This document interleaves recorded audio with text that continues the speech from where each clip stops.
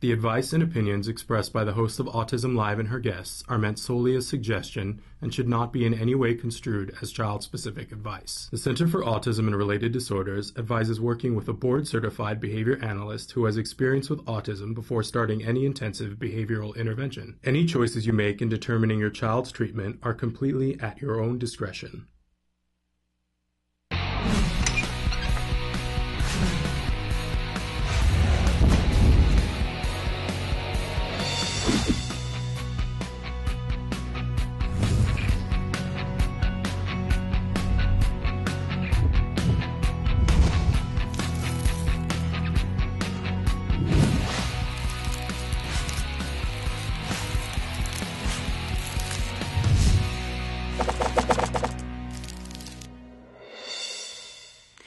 Good morning and welcome to Autism Live. We are broadcasting to you live from the Center for Autism and Related Disorders studio in Tarzana, California.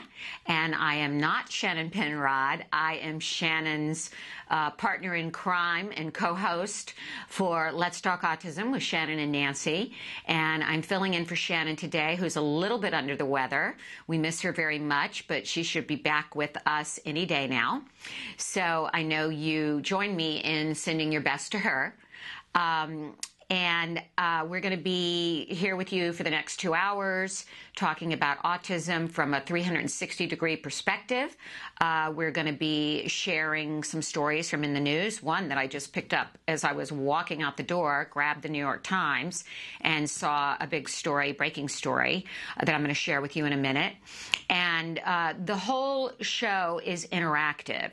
So Emily, our technical director, is going to be putting up some ways that you can get in touch with us here at Autism Live. And I want to remind you that we want to hear from you. So this is your show to give us comments about your kids, whether you're on the spectrum, whether you're a practitioner, someone working in the field. We are here to take your comments. We want to program the types of guests and cover the types of topics that you want to hear. I also want to just let you know at the top of the show that I am not a doctor, I am not a lawyer, and I am not a BCBA, but I am the mother of an 11-year-old boy with autism. He was diagnosed at 3, and after that diagnosis, a short time after that, after a very long journey to find him the proper care and treatment, I became the executive director of a nonprofit called Act Today, Autism Care and Treatment Today. And that nonprofit was founded by Dr. Doreen Granpeche, who also, of course, is the president and founder of CARD, Center for Autism and Related Disorders.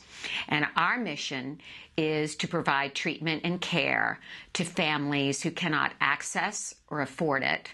And we urge you to contact us at Act Today in our offices if you have any questions. We do give grants on a quarterly basis. I have to tell you, we have a very long waiting list of families, and I think that just is a testament to the great need out there for families to access the proper care and treatment and the difficulties most of us have in doing that for our children.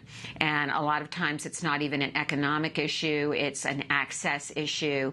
So part of this broadcast is to really give you some tools, and we hope that we can do that for you. So please give us your ideas on topics you'd like to cover.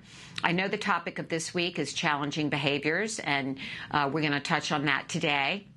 I certainly have a lot of those with my son. We're dealing with challenging behaviors every day. And as a matter of fact, just this morning, we were dealing with eating the right food to fuel your body for school. So what we did was we gave him a little bit of the preferred food as a reward to eating we give him a vegetable every morning. We try to, usually green beans or carrots, along with his turkey sausage and his egg with non-dairy cheese. So it's a challenge, and we've been through a lot of therapy with Wyatt on getting him to learn to eat the right foods. And I know a lot of you probably share that struggle as a mom or a parent or a practitioner. And, you know, we know there are ways it can be done with the right kind of behavior training. So I never thought I'd live to see the day when my child would actually like green beans. And that is a miracle that has occurred in this lifetime for me. So, because I can assure you that at the age of 3, all he wanted was carbohydrates and dairy. So if any of you have that struggle, I'm right there with you. I want to bring up a story that I said. I was driving out of my driveway this morning. I grabbed the New York Times and the LA Times, and I scanned it. And in the business section, which I thought was interesting, was a big story. Joint effort seeks drugs for autism. And I'm sort of reading this for the first time while I'm sharing it with you. It says, with the diagnosis of autism on the rise and drug companies facing major setbacks in developing successful treatments, the University of California, Los Angeles will lead a $9 million effort financed by the National Institute of Mental Health to find effective drugs, officials said Wednesday. Under a contract with the Institute, UCLA will form a network of researchers at other academic centers that will try to identify promising new and older drug compounds quickly and to conduct early tests to see if they merit additional investment. The program, part of the Fast Fail initiative at the Institute, aims to determine within weeks whether a drug works rather than the years it traditionally takes to evaluate a new drug. The whole idea is just getting much better in these early phases at identifying drugs that are going to be efficacious and safe, and thereby greatly speeding the development of effective new therapies and reducing the overall cost, said Dr. James McCracken, who is leading the effort at UCLA as director of the Division of Child and Adolescent Psychiatry at the Semel Institute for Neuroscience and Human Behavior. The number of diagnosed cases of autism, Asperger's syndrome, and related disorders in children has been growing in recent years because of increased awareness, and we know other reasons because of an increased rise in it. A recent report by the Center of Disease Control and Prevention and Health and Resources and Services Administration concluded that 1 in 50 children aged 16 to 17 have been found to have autism or a related disorder, a 72% increase since 2007. Although more cases are being diagnosed, no drugs are approved to treat the core symptoms of the disorder, which are characterized by delays in developing effective communication and social skills. Other drugs often prescribed to treat people with the disorder treat difficult behavior like aggressiveness, hyperactivity, and irritability. Dr. McCracken said developing effective treatments had been difficult because the underlying causes were poorly understood until the last few years, and some prominent efforts had failed.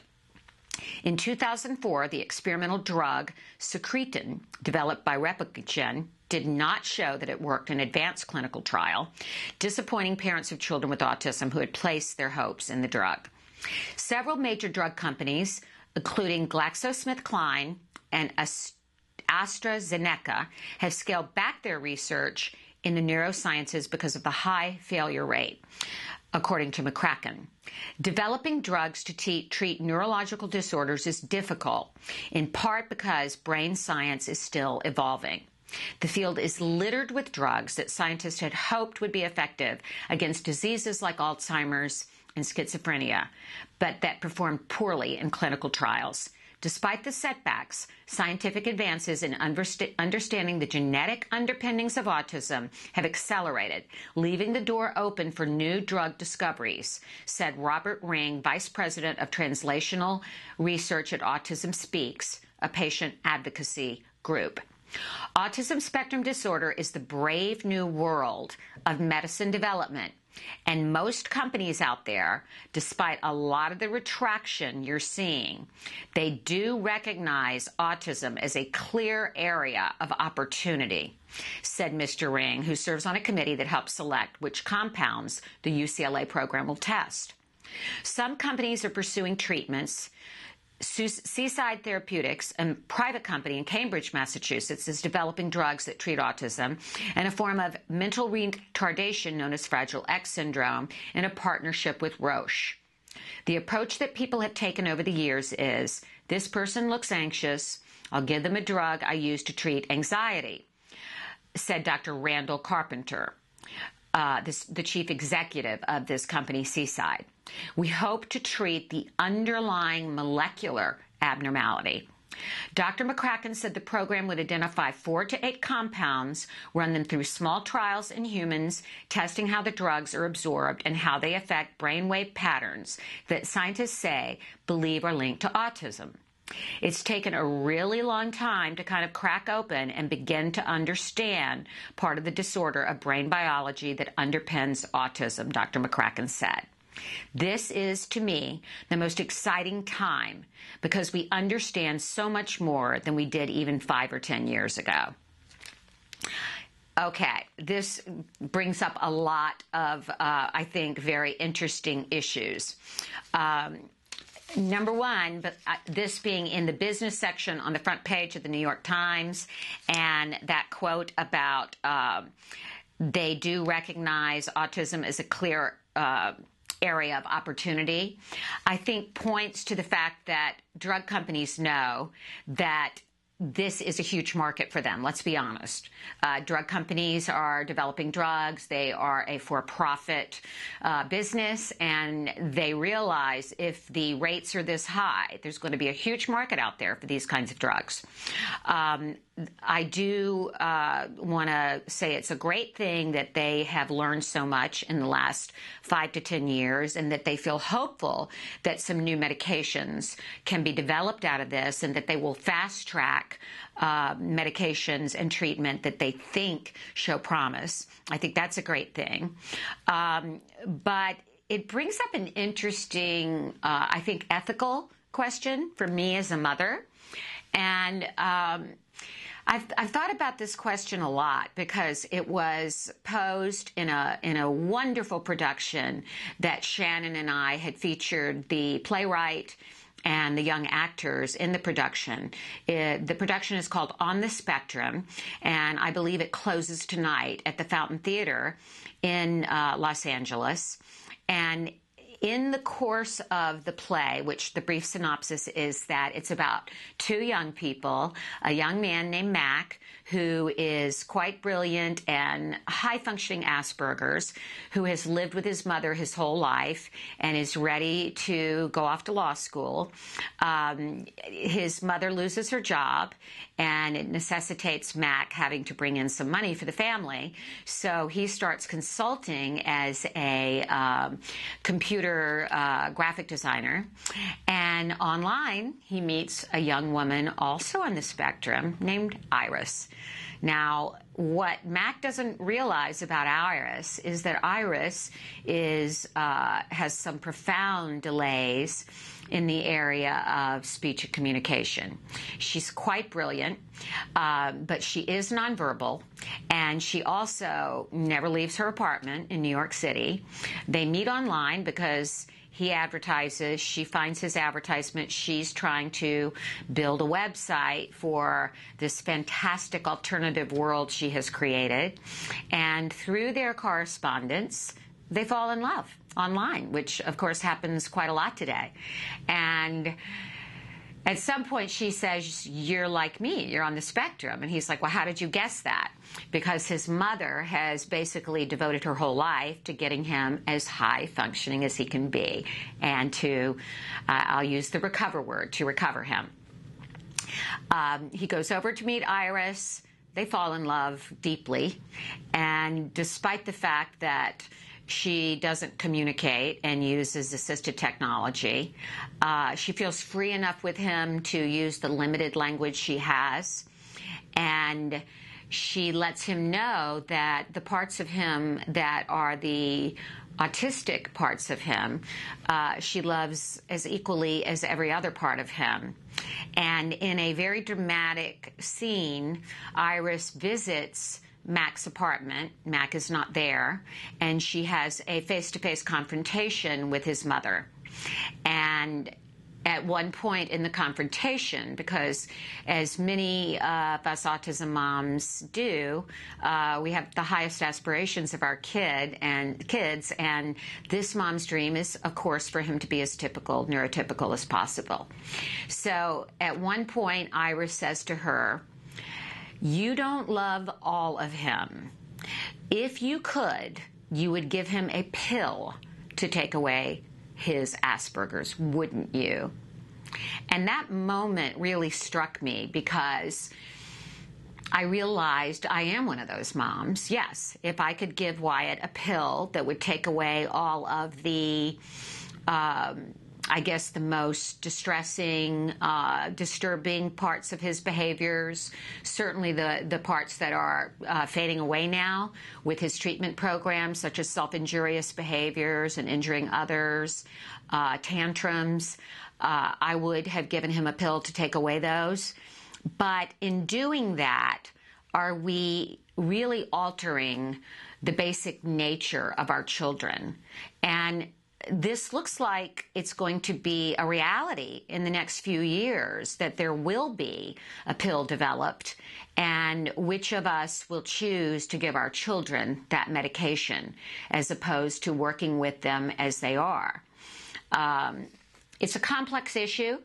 Iris, the young woman in the play, says society needs to become more accepting of us, of the atypicals. We don't need to become neurotypical. But then, as all parents know, this is a neurotypical world, and our children have to be able to function in that neurotypical world, and at some point, they are going to need to function without us in that neurotypical world. I only hope we see a sea change in attitudes towards those on the spectrum, and that our society becomes more accepting.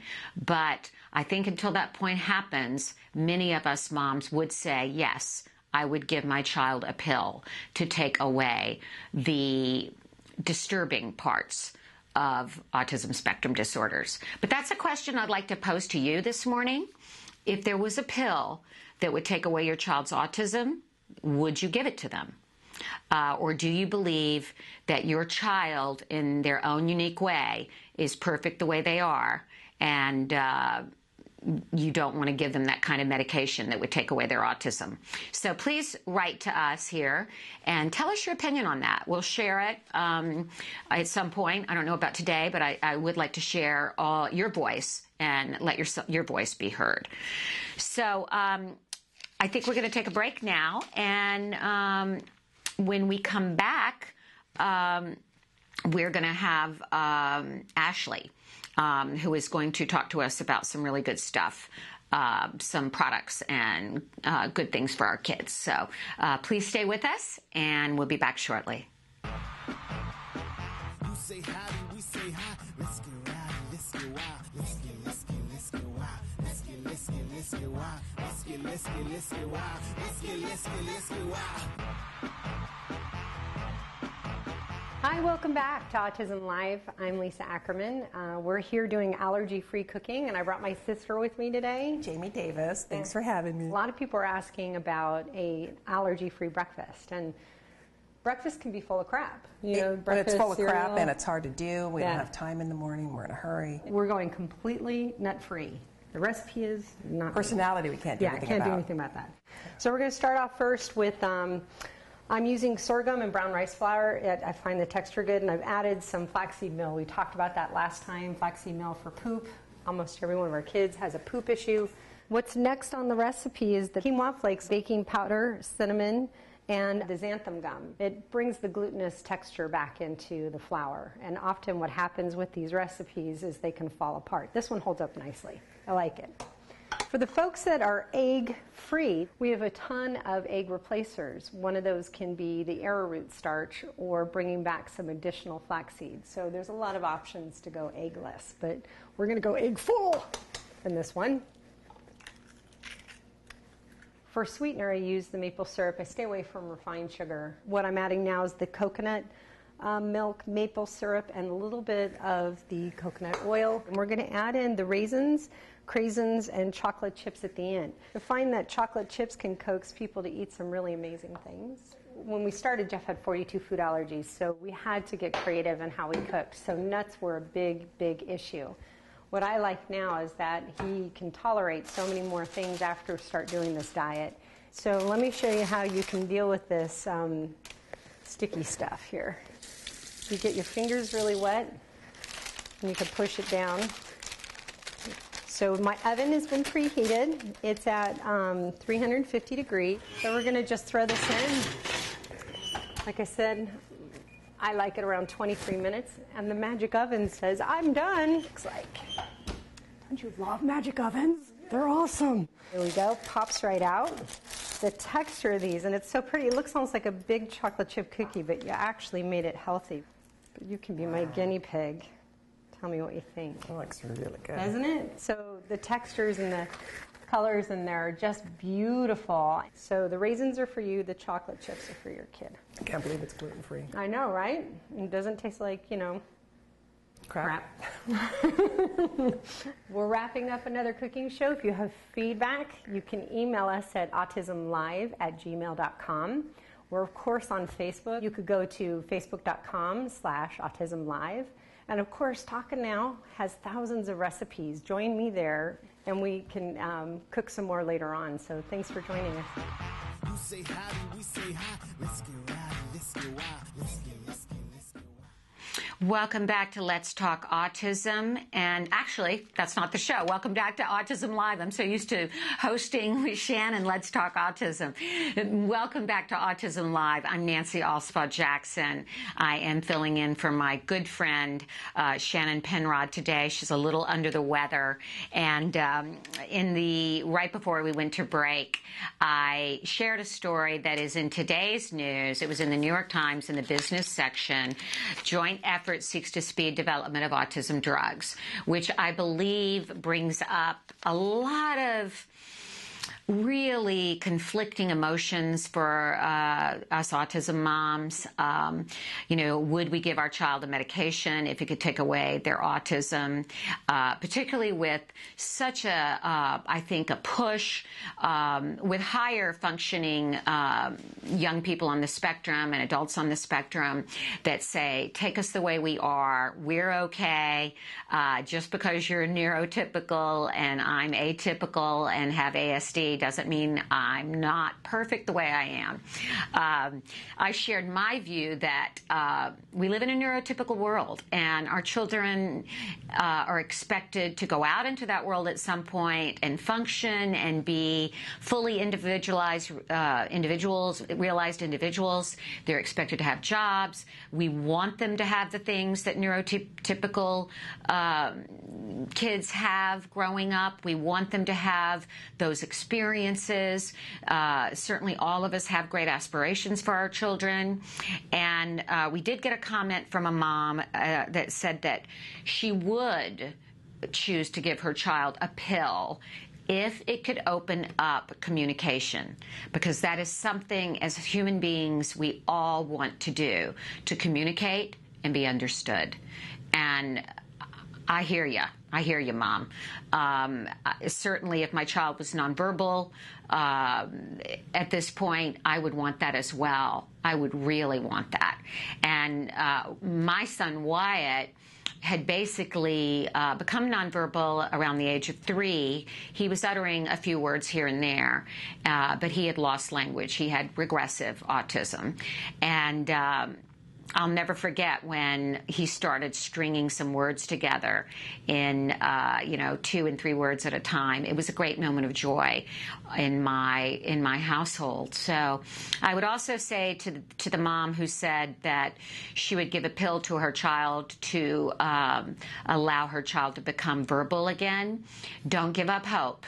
on your child becoming verbal, because recent studies have shown, contrary to a belief that I think was held in the past, that many of our nonverbal children do become verbal later than expected. So I don't think there's a magical window there, and keep that faith.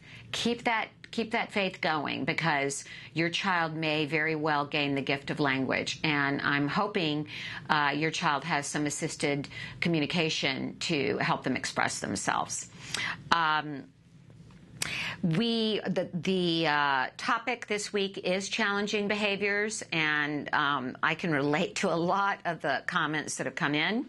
And when we have Angela Persicke here a bit later, I want her to address these. But a mom wrote in about her third grade child who is mainstream, and he will not stop going to the Baby Einstein sites. He's limited to 15 minutes a day, and she feels it's inappropriate. Here's another one that I relate.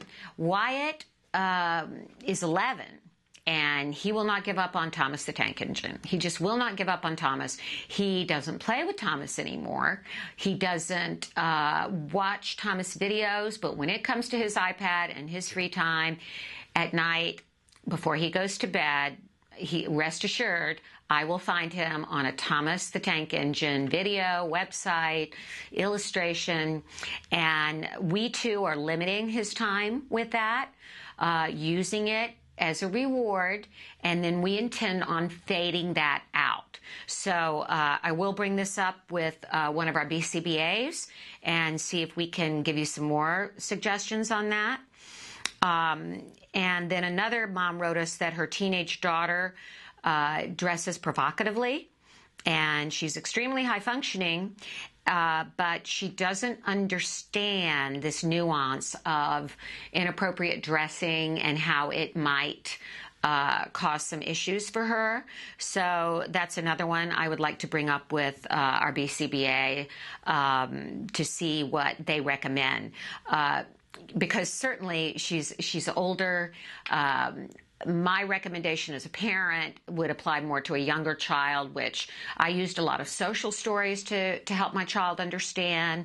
I don't know if there's some books out there that might help your daughter understand, but we will get some further information on this, because sometimes they need to see it really as a concept and then apply it to themselves. So hopefully we'll get you some answers on that one. Another inappropriate behavior that my son has that I think I've shared with a lot of you is he has a self-stimulatory behavior of flicking, and preferably in water.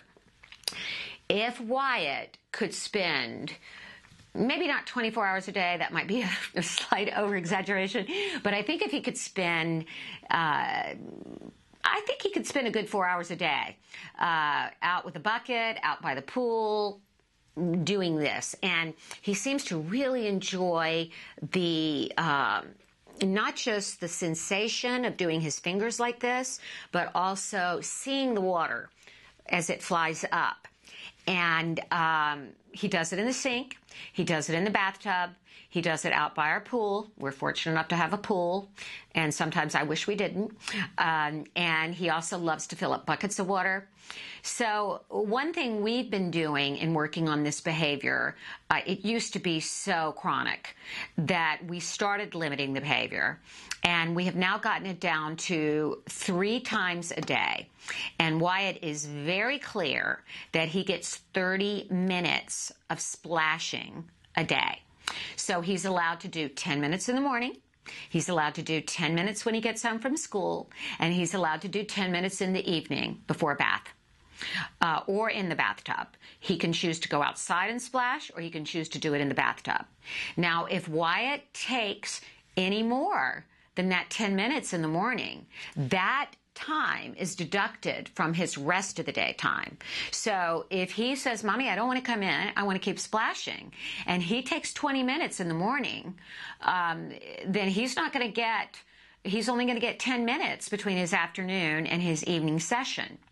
And he doesn't want to lose that time because he knows he might need that activity later because it truly is his release. So that's a pretty powerful motivator. So I just go out and I say, you know, you can choose to keep splashing, but you're going to lose it for later. And he's usually, I don't want to lose it later, and he usually comes in. So that's the behavioral plan that we're working on with my child. And eventually, I'm sure the goal will be to get the 30 minutes a day down to 20 minutes a day. And then I'm sure we'll transition to 10 minutes a day.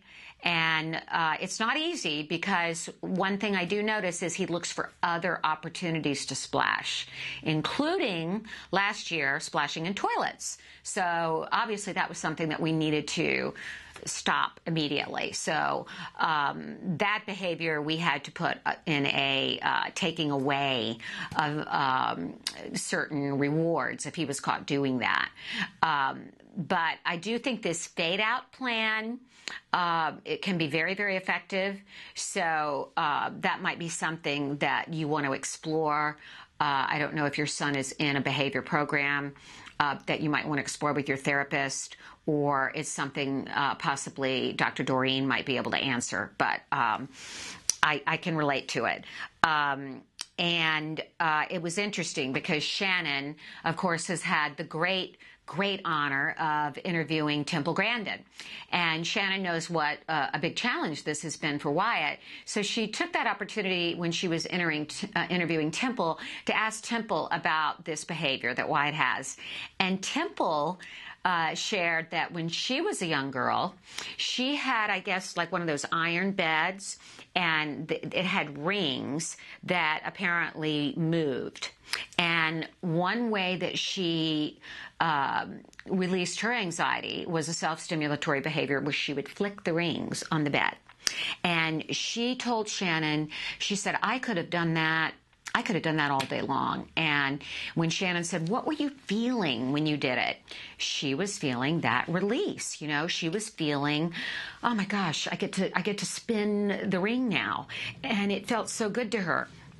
So Temple's mother limited her to a half hour a day. She didn't take that activity away. She limited it. And Temple learned this is not something I get to do all the time because it interferes with my life, but I get to do this for a half an hour in private. And then eventually she shifted that down to where she completely stopped the behavior. So a fade out plan is generally, I think, very recommended in these cases. So I'm wondering if Ashley's here yet, Emily? Ashley's here? Okay. Well, we're going to take a short break. Oh, okay. All right. Angela's here?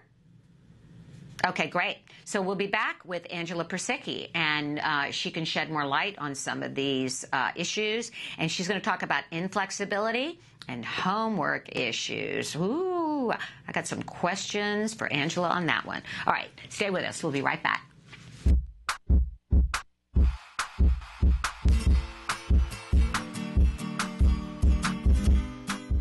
Hi everyone, welcome back. It's April, which means it's also spring. And what we're going to be doing today is making our very own chia pets. What's cool about this project, it's an activity that you can revisit with your family as you watch it grow and change.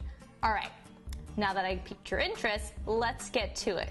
The materials we'll be needing are water, dirt, arts and craft materials, chia seeds, a container, and nylon. So let's get started. It's super easy. All you're going to do is you're going to take an old pair of nylons that you have. You're going to cut off the toe. And what you're going to do is you're going to take some of your chia seeds and sprinkle them at the very bottom. We don't need too much, just a little bit. And then once I've got my chia seeds there, I'm going to take my dirt and pour that in. And we want to make sure that we've got quite a bit in there. You want to keep this tail. What this does is acts as a way to soak up the water to feed your little chia plant. So I'm going to take the bottom now. I'm going to tie this into a knot. So now that I've got this little guy, now it's time to decorate him. And you can decorate him however you feel like. What I did is that I made some little features out of felt that I'm going to add to my little guy to give him a face.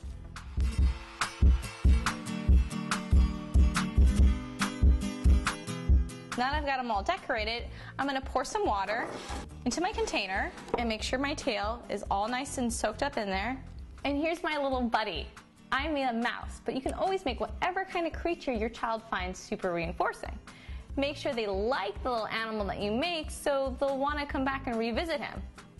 As you can see right now, he's a little ball, but hopefully, keeping your fingers crossed, in a week he'll have some hair. With the snap of my fingers, we're going to go through a week in a few seconds.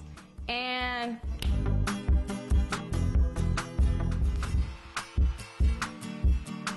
oh my gosh, this little guy has changed quite a bit. Can you see how? Yeah, he's got some hair now.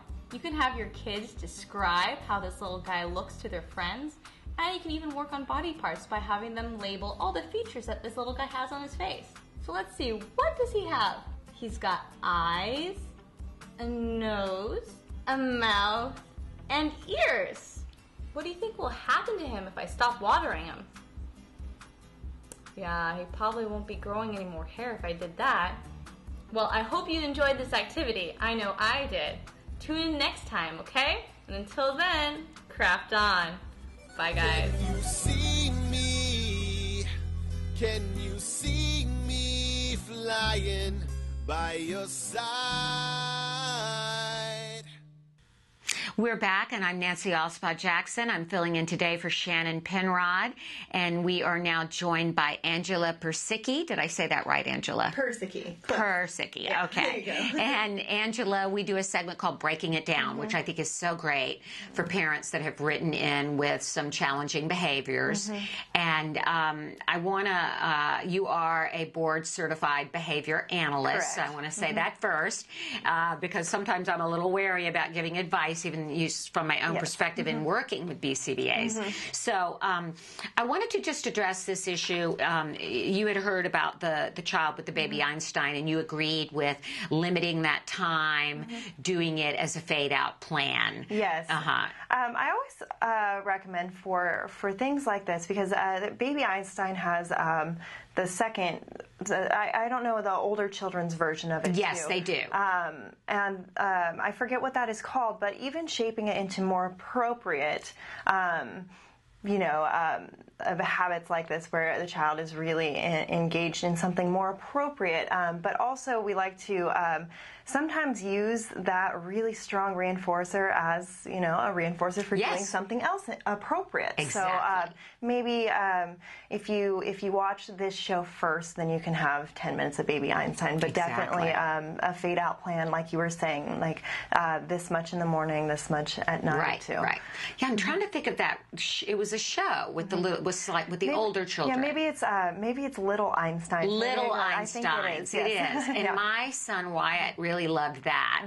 They go off in a rocket ship, and they actually teach a lot about classical music, art, scientific discovery. So that might be much more appropriate. That's a great suggestion. And I think that is like how the people who created these shows imagined it, that baby Einstein was for younger children, and then they move into Little Einsteins, and then of course as they develop. And of course our kids get stuck a little bit. Yeah. Yeah. So even trying to get your child to watch some of these more appropriate shows, it's always a good idea to ask maybe some other parents too, like, what is your child watching? What is the most popular show out right now? And then like I said, try to work that in, like, okay, well, let's watch 10 minutes of this, and then you can watch your other show. Okay, so Mom, I don't know your name, but I feel your pain. And so ask the other third grade moms and dads in your son's class what they are watching, and suggest that your son watch a few minutes of that. I'm sure it's available on the internet. So let's say they're watching Ben 10 or something like that. Find that. Say to your son, you can watch your baby Einstein after you watch a little bit of this. Let's watch this together. And you may find a whole new replacement that's much more appropriate. And even if your child does not actually like this new show, you can try a bunch of different shows. But if your child does not like this show, at least he or she will have experience with it. And maybe if the other kids are bringing it up and talking about it, then there are some ways that you can build in some social conversation communication skills with the shows that the other kids are watching too. Great. Yeah, and the puppet thing, my son will never forget. In Baby Einstein, there's a moment where this dog jumps up, and he was so scared by it. He loves to, sometimes I still catch him going back and looking at that on YouTube. Yeah. So, it's one of those things that seems to never go away. Yeah. Anyway, we also talked about, you had some very good suggestions for the mom with the teen daughter who is dressing provocatively. And I had said, with a younger child, I would have suggested some sort of social story about dressing in the appropriate way and how girls can get self-esteem from that, and maybe pointing out that dressing inappropriately in a story would help deter that. But you had some good suggestions about how she might get her to dress more appropriately. Yeah, I was mentioning right before this that it's a very difficult topic and behavior, just because she may be getting so much reinforcement in her school setting, maybe by other people, even maybe even socially, other people are talking to her more, or commenting on her clothing, which might not be like positive attention, right. But from her perspective, maybe she's just seeing it as, oh, more people are talking to me when I wear stuff like this. She's getting attention that she's craving. Exactly. And so that's very difficult, because finding a replacement for that type of attention, if that is what she is what is maintaining this dress behavior. Yes. That's finding a replacement for that might be very difficult. But I was suggesting that maybe you could use other reinforcement opportunities. So say, like, okay, if you choose your clothing today and it looks more like this, and give her a lot of discrete examples of what appropriate and inappropriate look like, then we can go shopping after school, and or maybe we can go and do your favorite activity. And so she gets reinforcement in other preferred ways for dressing appropriately. And then I would suggest going through her closet and getting rid of the inappropriate clothing, because that's something that any parent should be allowed to do, and doing it with her. Saying, this is something you don't need anymore, and we're going to maybe give this to, maybe you can give it away to the Salvation Army or something. Yeah. And say, we're going to donate some clothes, and we're going to work on getting some clothes that you're going to feel really good in. Yeah. And then maybe show her some people she admires that are dressed appropriately. And I know that could be a challenge, because let's face it, if she admires Katy Perry and Britney Spears and Beyonce, they're not exactly modeling appropriate clothing for our young girls. But you also have to realize these are performers and point that out. And, for me, my son goes to a school where they wear a uniform, which solves a multitude of problems. Oh, yes. But we customarily go through his closet, and he donates. Yeah. And so it's also a good way for me to get rid of some of those things that I hate when he wears that look sloppy. And I say, let's donate this. And we have a charity we give it to at our church.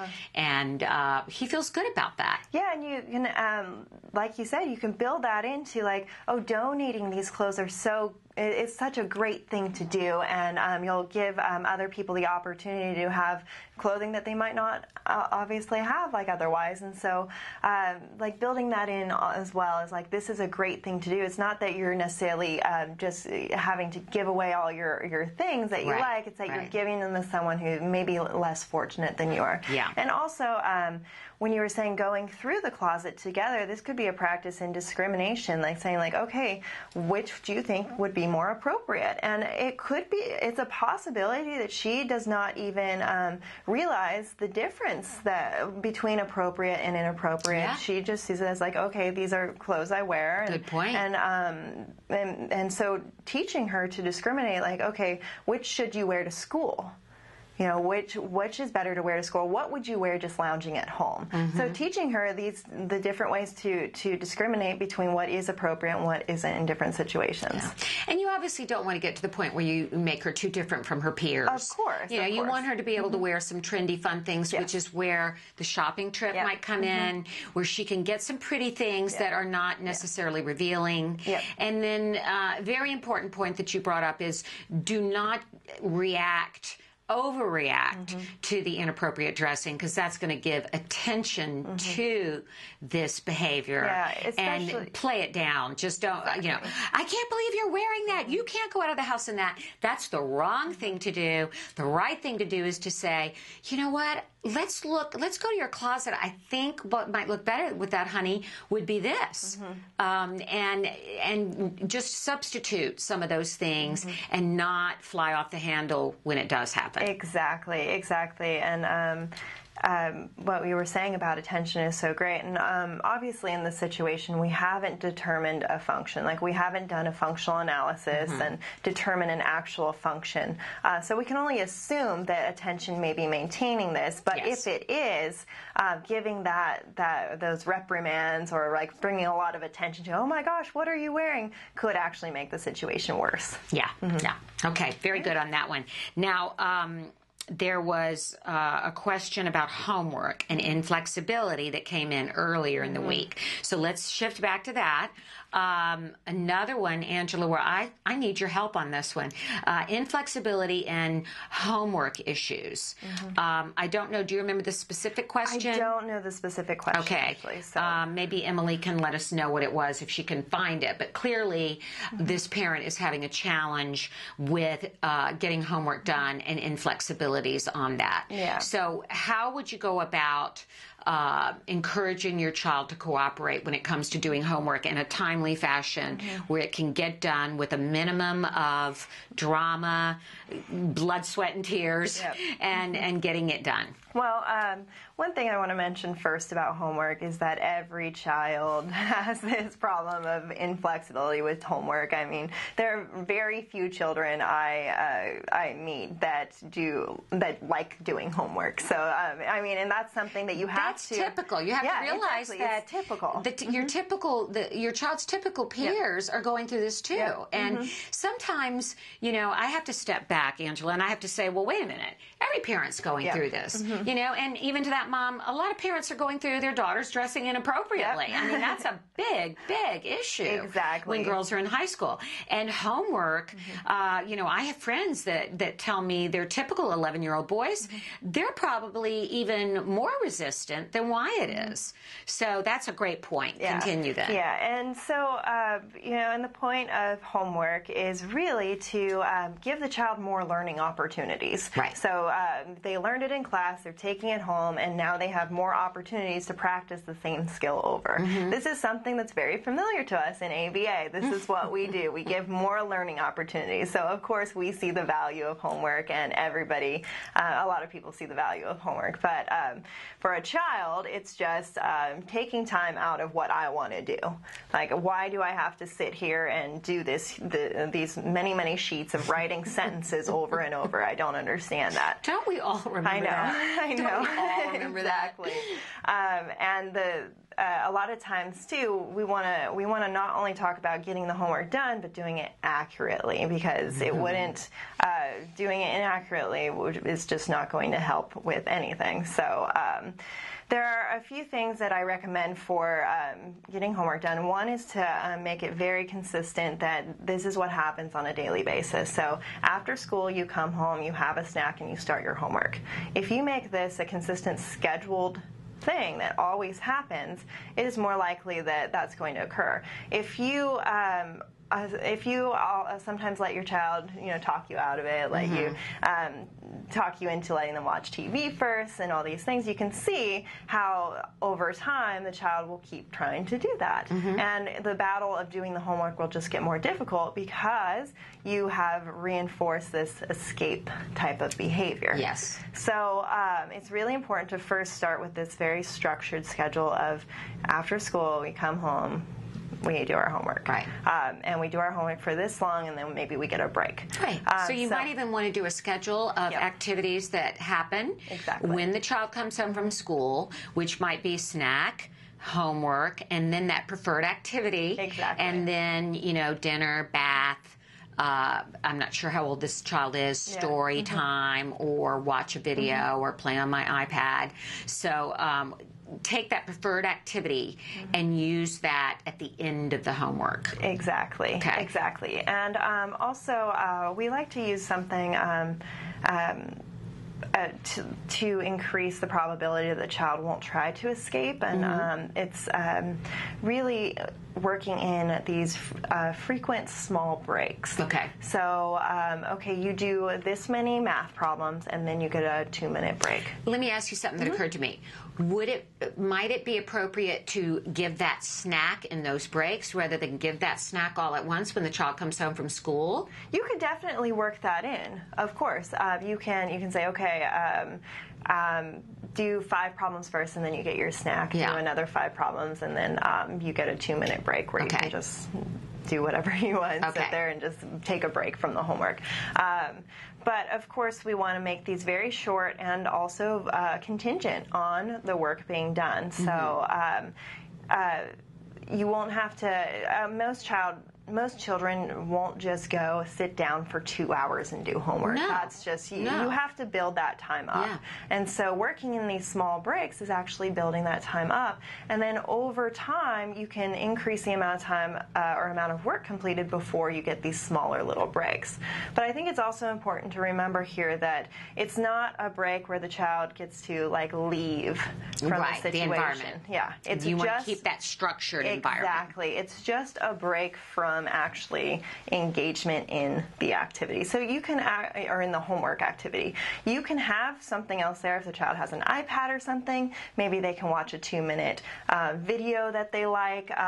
But staying in that setting at the table, doing the homework, will decrease the problems of transitioning back to it if you let the child do so much and then go leave and then come back. Of course. Angela, would you recommend literally having a timer? That way it can't be debatable. Yeah. Timers are always great because it makes things very consistent. Sure. And when that bell goes off, there's no disputing. Exactly. I know in my household, when I say your 10 minutes is up, not yet. But when that timer goes off, you can't argue with it, right? And a lot of times we do this where we're like, okay, just a couple minutes, it's fine. Yeah. And then after a couple minutes, the child's like, oh, a couple more minutes, couple more. Yeah.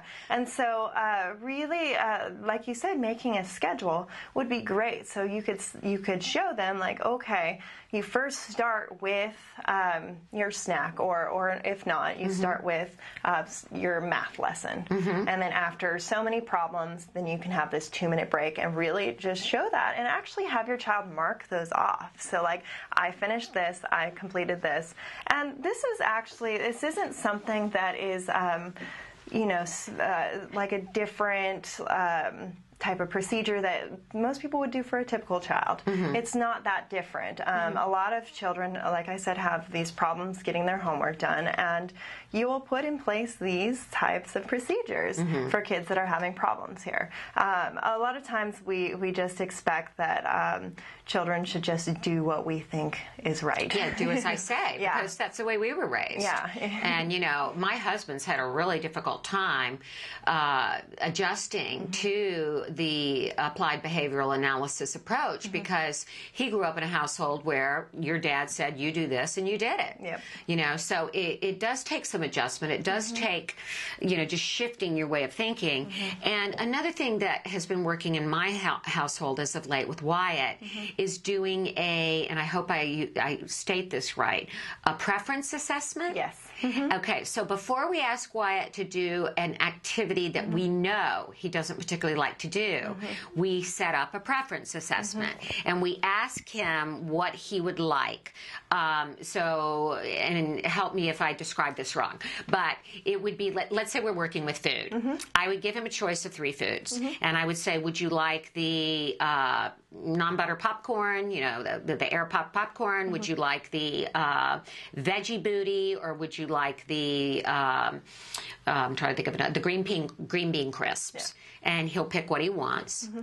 And then I ask him to do the activity, and then he gets that item that he chose. Exactly. This is something that we use a lot, and you know, it's just trying to determine what will be the most reinforcing for the child. You know, what will continue or function to maintain this behavior. So we ask the child what he or she wants. You know, and that's what, if you think about it, in your everyday life, how many times would you like someone to ask you, well, after you do this, what would you like to do, you know, for fun? And we actually do that just socially. We say, okay, so and, you know, that's great. You worked really hard this week, so what do you want to do this weekend?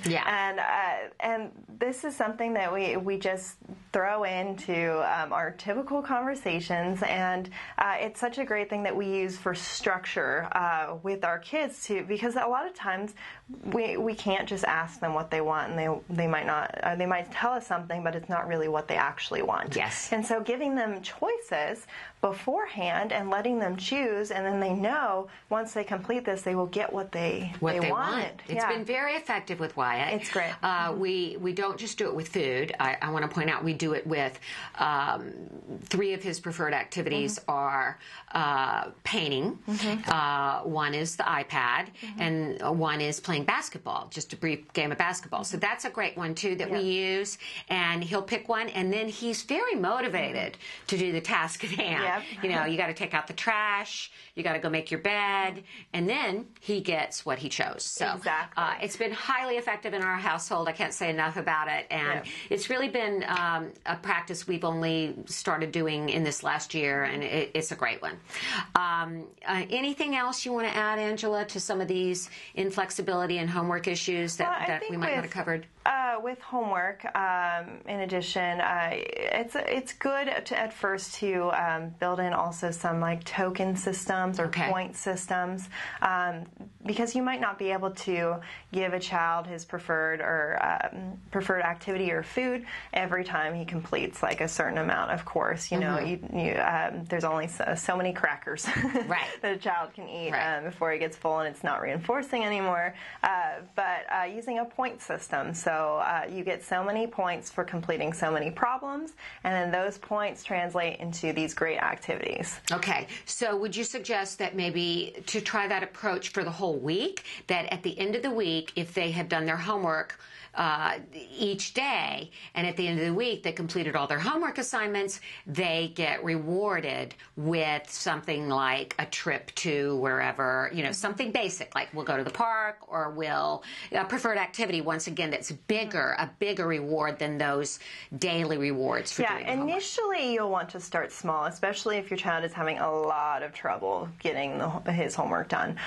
But you can actually work towards that, so it can be this bigger trip at the end of the week. And I've worked with many children where they're earning these points for something even bigger, like buying a video game. And so they need like 100 points or something like that. But the great thing about these token systems or point systems is that getting a point actually is functioning as the reinforcer in the moment. So the point itself, just receiving that point, is working in the same way. But for younger children or children who haven't have a lot of experience with earning points, you have to pair those with things that are really great. So initially, even like saying, "Oh, you got a point. All right, here's your the preferred food item or activity."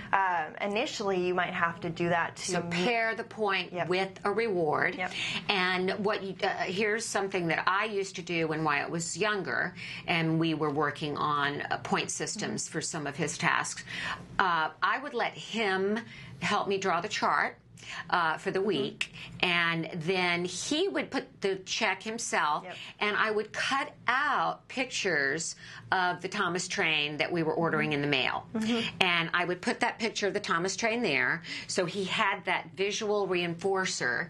And he really behaved in order to get one of those trains like every 2 weeks. That is a great example of a type of token system or point system where it has that visual component, so the child sees, like, I'm working towards my goal. Like, here's the Thomas the Train Engine, and I am, like, marking off all these boxes, and I am moving towards it. That's great. That's a great way to do it. Great. Well, I've learned a lot. And I hope that you've learned a lot at home. And if you have any other challenging behaviors, please write us, and we can always address them on the show. And as you see, our BCBAs that are our guests here, they know how to handle these issues, and we all need help with them. We all need help. Thank you, Angela, so much. Great having you. Thanks. All right, so we're going to take a break, and we'll be back with more Autism Live.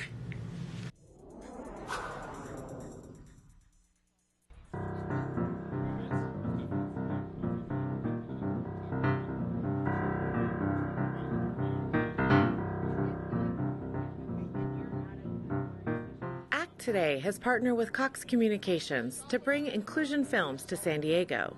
Led by Joey Travolta, Inclusion Films teaches filmmaking to developmentally disabled children.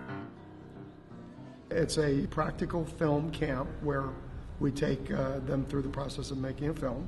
And each group, we split them into 3 groups, and they're each responsible for making a short film together as a group. How many people like animation in this group? This is a wonderful opportunity for children to build their self-confidence, to develop new friendships, and it's also an opportunity for their siblings to come and to enjoy the company of other peers in this really wonderful, fun setting. Okay, so you know what time it is?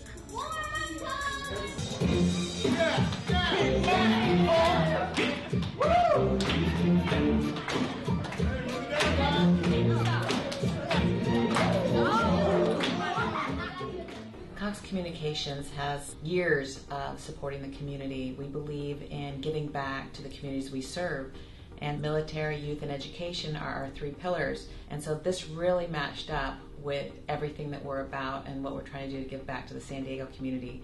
And so we were thrilled to meet up with ACT Today and Inclusion Films and to have this wonderful synergy. 3 organizations really trying to move towards a common cause. All right, we're ready? There you go, got it.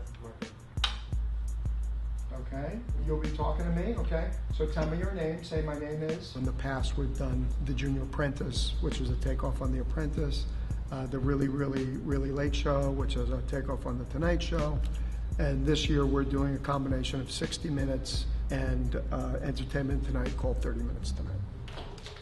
Okay, good. So now you understand what an improv is. You guys get the idea what an improv is? To go with the flow of something, especially in the action. My son Elijah, he's into movies and he's into music, and so this program might bring out his particular skills. Amazing. You're like a professional animator. Every single person here we've met has been so kind, loving, and caring. They've given Nicholas the opportunity to be himself and be around people who have the same passion and interest as he does. What is it you learned with programming? What did you learn? That filming is kind of tricky. It was really nice to know how much they were enjoying this camp, and they're with people who are supporting them and are making them feel great about themselves and their differences and their similarities. And I get 2 kids that are working together and apart and together and apart, so it's an interrelationship as well as a camp and a learning experience. Everything that goes into the process of making a film goes into everyday life. So they're learning life skills, they're learning to collaborate. And when they collaborate, they come up with a product that everybody can see they're a part of something. They become a community, they become a family. When you make a film, you really become a family. Are we having fun at film camp? Yeah! We are close to Hollywood. Yes. And Hollywood is always looking for young talent like this. Autism is an epidemic and is not going to get any better anytime soon. Families are struggling to pay the bills, to put food on their table, let alone provide services for their children. And ACT Today is a vehicle of support for these families by helping them get access to life supports that they couldn't otherwise have. My experience in film camp has been great, and I just really love how all you guys decided to bring us together.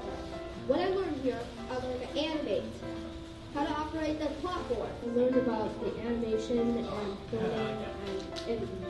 Making friends. Making new friends and acting. Meeting new friends. You can be anything you want to be.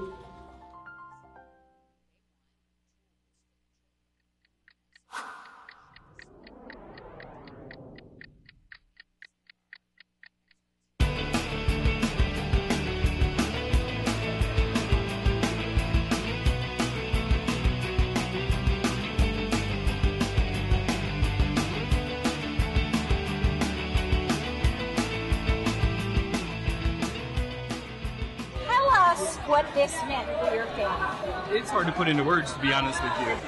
It's just been godsend. I don't even know how to describe it. It's been amazing. Attending the camp was something that my children never ever would have been able to do previously. It brought a level of confidence I've seen in their schoolwork, that I've seen in them socially, but I'd never seen before. This premiere ties three things that are near and dear to me in my life. One, autism, because it touches directly in my family. Two, most of my friends here are military. Three, film. I love film. I love performing. Well, first of all, it's a great cause that you've created here for all these kids. Every time you come out, you feel like you're giving back, and you want to be able to support these kids. Everything that goes into everyday life goes into filming. So all the things that go into them are all life skills. So I just think any program like this, any arts program, anything that can let these kids communicate, it's just important. And I'm going to keep doing it as long as I can. The children in the military have special challenges. Every couple of years, their parents have to start over getting their programs back, and that is something that is daunting. Luckily, you have wonderful advocates working all the time in ACT today, and I'm seeing differences, like more military members being really cognizant of the needs of special needs families. And I just want to thank you for your service. Thank you for all your hard work. Thank you for being such an amazing mom and all the work you do. And I want you to have a wonderful time tonight. Tonight's for you. Thank you.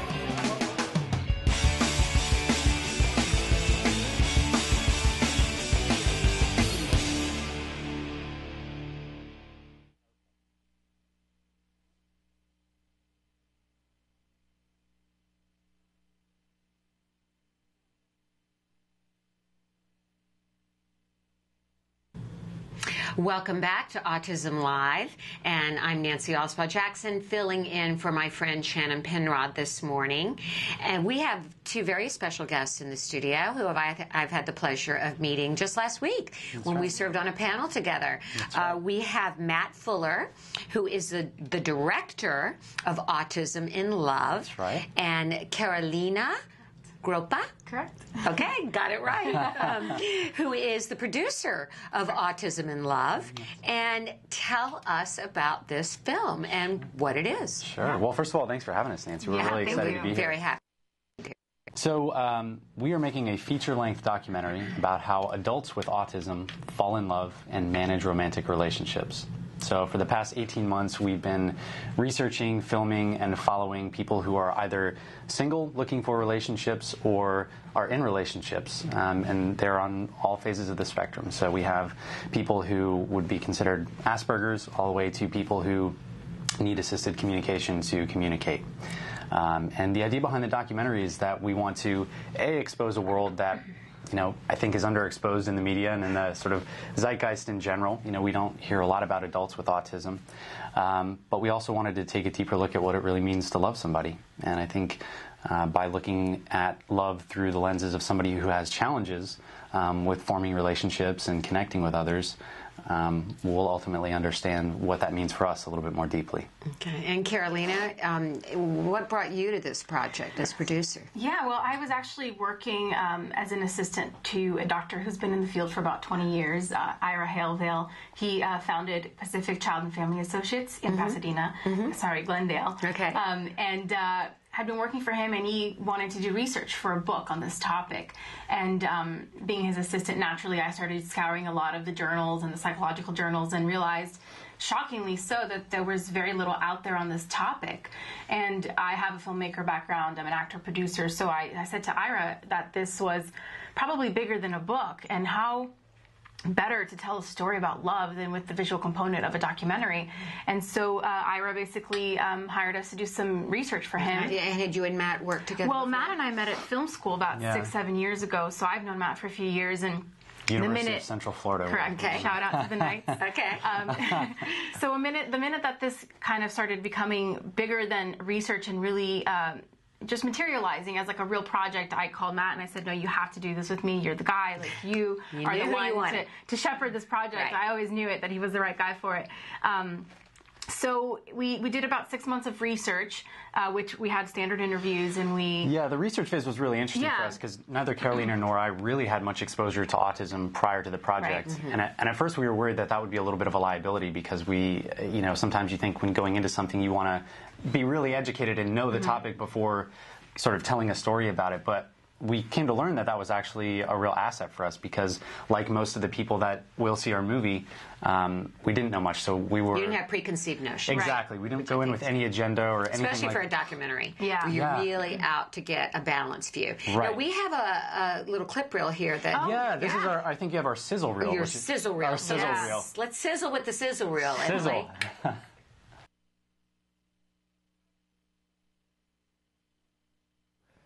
I've often wondered what it would be like to have, a relationship, a family.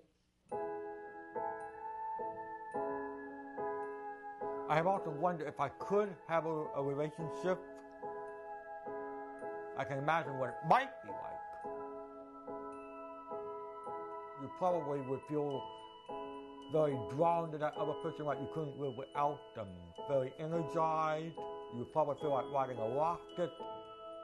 We're going to take a closer look at a report out today showing a dramatic rise in autism. 1 in every 88 children. There will be more children diagnosed with autism this year than childhood diabetes, cancer, and HIV put together.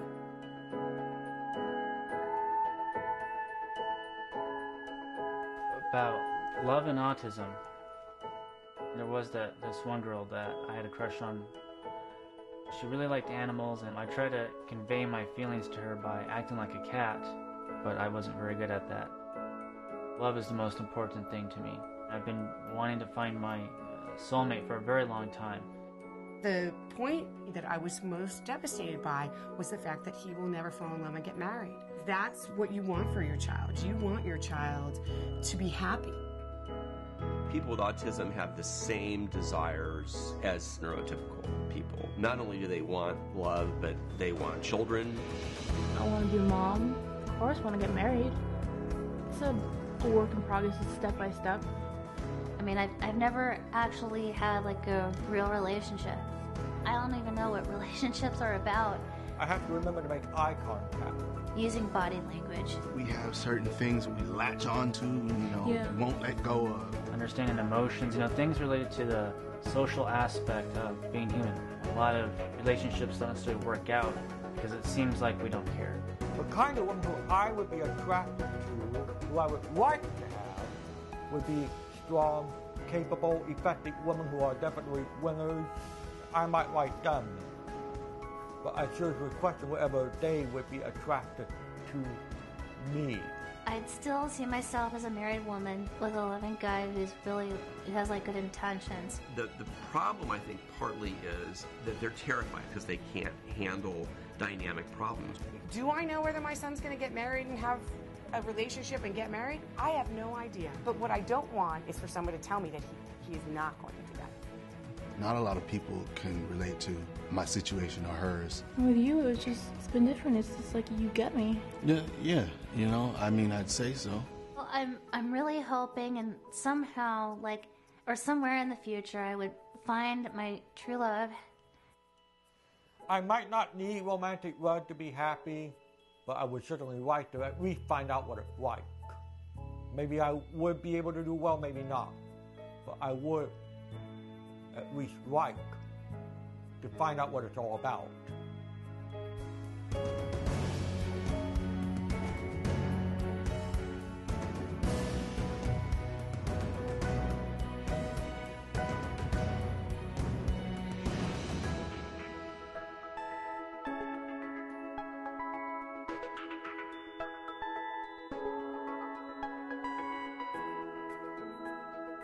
I just, try to deny that I had feelings, and I pretended that that they didn't exist. Once I find someone, I'm totally open to that. I just need to find someone first.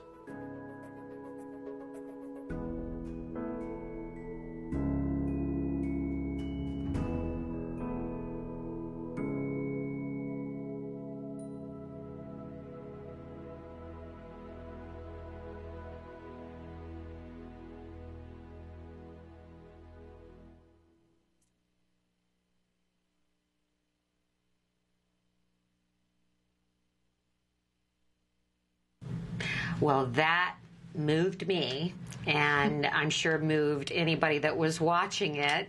Now, you were pointing out this is not the trailer for the film. Thank you, Nancy. Yeah, so when we were getting ready to put together the project last summer, we would go to people who we wanted to be involved in the project, and they would ask us what our vision was for the project. What did we want to do? Was this just going to be something where we set a camera down and let people talk, or were we going to really get in there and tell a story? And if so, how were we going to do it? How would it feel? How would it look? And so what you just saw was a sizzle reel. It was to convey the mood and the feeling for the movie we envisioned. So while the people who are in there are subjects for the documentary, what you've seen in there is not necessarily the meat and potatoes of their stories as it will unfold in the big movie. Okay. Now, where is the project now, and when will it be finished, and all of that? Sure. So yeah, we're still in production. We're about 4 or 5 months into production. We anticipate shooting until the fall. Okay. So we got a long ways to go, and we anticipate that if everything goes well, we can release the film sometime next year. 2014. 2014. So quick turnaround for a documentary. Usually docs take a little bit longer to complete. And we're also actually doing a Kickstarter right now. I want to bring that up. Yeah, we can bring that up whenever. If you're like me and you have a child with autism and you work in the autism world, we all want our children to be happy. And we know that relationships are such an important part of happiness. And I think most of us autism parents dream that our children will be able to have a relationship. That's a goal for us. I mean, maybe some people are hoping their child, doesn't get involved with others. I'm like, I can't wait till my son comes home and says, "Mom, I kissed a girl." Yay, high five. So, I'm rooting for it, man. So how can people support this project? There's Kickstarter. Yeah, that's the first and foremost way of supporting, because we've come a really long way in terms of getting the film up on its legs and the financial backing to make the movie on our own. But we have a long way to go. So Kickstarter, right now we're in the middle of the campaign. We've got about 9 days left. 8 days left. If we don't reach our goal with Kickstarter, it's an all or nothing ordeal. So if we don't reach our goal by May 4th, I believe, we walk away with nothing, and we risk being able to complete this film as quickly as we'd like. We are still committed 100% to finishing this film and to continue. But if our viewers today would like to go to Kickstarter, and what do they look up on Kickstarter? Well, actually, the easiest way to get to our Kickstarter is to first go to our Facebook page. So facebook.com/autisminlove, and from there it's riddled with links to our Kickstarter campaign. Facebook.com Autism in Love. /Autism in Love. /Autism in Love. You heard it. And let's help these creative young people get this project off the ground, because it is a much needed story. I was so moved. I want to talk about a couple of the people that you have thus far filmed. Howard McBroom was the older gentleman who apparently was not diagnosed until he was much older. And tell us your impressions of Howard. I think to know Howard is to love him. I mean, he's just one of the most beautiful, gentle, positive souls I know. He, as you mentioned, he's the gentleman who opens up the sizzle reel, and he's clearly outwardly affected by his handicaps, but you'd never know that by the way he operates. He just he continues. He's got this great presentation that he gives at his church a lot, where he talks about winner's way and loser's circle.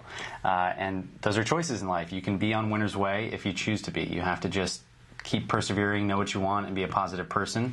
Or you can go down loser's way, and that's a path into a negative life. But Howard's great. I mean, he's very articulate in that he understands the challenges he has. He's in his mid-50s now and has not had a romantic relationship in his life.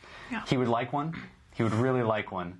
But he knows that if he doesn't have one, he's still going to be happy and live a successful life. Well, you know what? Maybe through this film, he will find one. Well, we sure hope. You know, I mean, in July, he's actually going to his 40th high school reunion back in Indiana, and he's got high hopes. Good. Well, I want you, we're going to talk about how we can get Howard on this show, because Sure. I have heard him speak, and he's very inspirational. He really is. I also understand that he spent some time being homeless and, you know, has had some just enormous challenges in life, and he really is an inspiration. What about some of the other people that you've interviewed? The young man with the rose, how sweet. Oh, that's Armand Kodai. Armand is... handsome. Very handsome. Good-looking guy, very charming. Armand is great. He came to us very early on in the process when we were doing the research for Dr. Hellville. We cast the net far and wide looking for people who'd be willing to sit down and talk to us on camera just to answer a couple of questions. And Armand sent us this email, and the opening line was, "The most important thing to me is love." Those were his words, and I was so struck by that because, you know, A, he's so candid and so direct about things, and then you kind of meet him, and he's just somebody who's very clearly about finding that really special relationship. A hopeless romantic. He's actually got a book that's coming out. He's written a memoir, and I won't spoil anything in there, but it really gives you a really candid insight into the life of somebody growing up with autism and then emerging into an adult world and sculpting a life for themselves. He's a very inspiring, empowering young man. Great. Another person we have to get on this show. Absolutely. Yeah. Where does he live? Armand lives in Rancho Cucamonga. I understand he's going to be moving soon, but still in Southern California. Okay, we'll have to get him here. What about the film and the people you had met to include in it? What has surprised you most in terms of some of the things that these individuals on the spectrum or maybe their parents have said? I think their resilience. I think that's that good. the misconceptions that most people have, that people with autism don't want connection, don't yearn for that. And at the end of the day, we're all human and they have the same desires we do, and they may communicate it differently, but it doesn't mitigate the value or importance to them. And it's even more important because a lot of people with autism, as you know, feel things so much more than we do. They take the world in through all their senses. So they yearn for that at a level I think that's bigger than we can really understand. Yes. I just feel like I'm constantly learning from all of everyone who's participating in the movie, in that they have, in many ways, a much deeper understanding of love and connection than the kind of neurotypical world, or at least the way we're taught to think about love in this sort of fairy tale way. Well, you know what this brings to mind is that you're really dispelling myths in this film about what it is to have autism. I mean, until recently, the belief was that people with autism didn't feel. Right. Absolutely. They didn't have any feelings. Absolutely. And as recently as even the 1960s and 70s, anyone with autism was automatically institutionalized, and it was blamed on the mother for the lack of bonding with the child. So people just assumed that anyone with autism had an inability to form relationships, an inability to feel, and you're really dispelling that myth. So I want to thank you for that. Oh, it's our pleasure. It really is a gift to be able to do that, because you're right. I mean, before getting into this project, like I said, Carolina and I didn't have much exposure to the autism world. Right. And I think, like most people, we knew about Rain Man and the kind of vaccine conversations, and that was it. So you're right. We did have this idea that love, romantic love, and people with autism were two separate ideas. Yeah, and never going to meet. Right, but that couldn't be further from the truth. Right. So. And we were on a panel last week. Yes, that's right. For a play called On the Spectrum. Right. Which basically, and I think it's closing tonight. This weekend, I think. This weekend. I think this okay. weekend, Fountain Theater, go see it, right? Really good. Run, It's don't so walk. good. Run, So don't good. walk. And I talked about that at the top of the show because I talked about the moment in the play play where Iris, the young woman who is profoundly affected, nonverbal, has the confrontation with the mother who has spent her whole life trying to get her son to pass for typical and get him off to law school, and now he's fallen in love with a severely autistic woman, and she says, the girl says, you don't love him like I do. I love all of him. If you could give him a pill, you would, to take away his autism. And the mom says, don't talk to me about love. Right. I've spent my whole life sacrificing for this child.